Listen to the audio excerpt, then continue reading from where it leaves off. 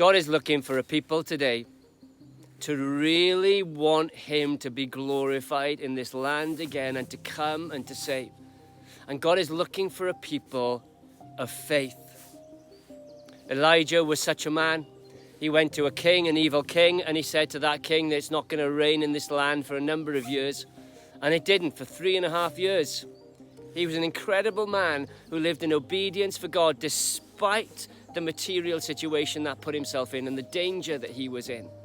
And then he went back to this king 3.5 years later when the land was decimated by famine. And he said, right, now is time to choose.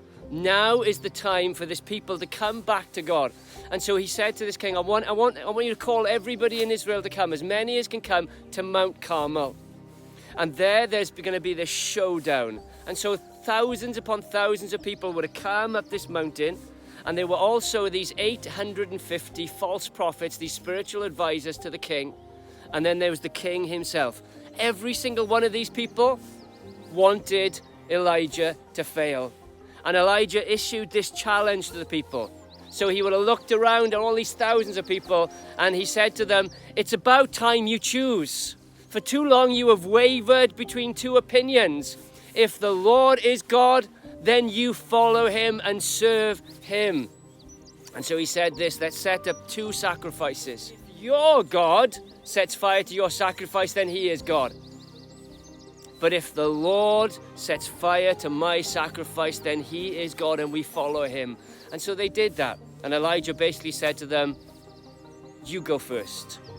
And so they set up their sacrifice, these 850 prophets of Baal and Ashtoreth, and then they started to pray and they started to sing worship songs and they started to call on the name of their gods. And Elijah then starts mocking them. Hey guys, maybe he's deep in thought.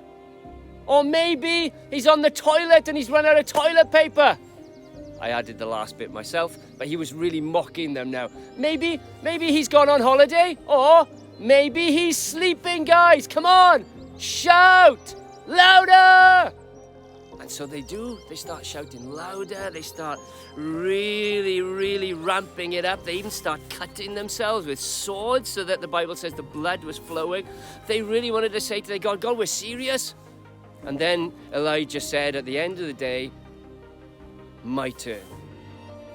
And so they set up this altar and the sacrifice ready on the altar. And then Elijah said, let's just drench it in water. And so they got bucket upon bucket upon bucket of water until it drenched the sacrifice and filled a trough right around the sacrifice.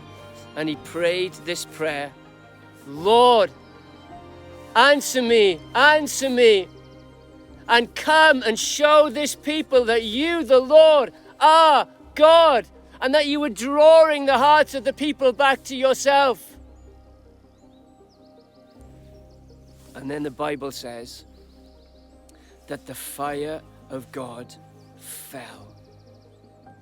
May we have that same level of desire that Elijah had for God to come and to glorify his name and to show that he is God. May we have that same level of desire for God to come and to draw the hearts of people back to himself and to save. And may we have that same faith. I'm not talking about great faith in God. I'm talking about faith, just faith, in a great God. You see, we're coming to the God who made this universe, the creator of this universe. We're coming to the God who raised Jesus from the dead. We're coming to the God who gave us new life. So the magnificent, powerful creator of this universe can't he? May we believe in prayer that he will come and he will glorify his name and he will save. May we set up our spiritual altars. And may we see on those altars the fire of God fall.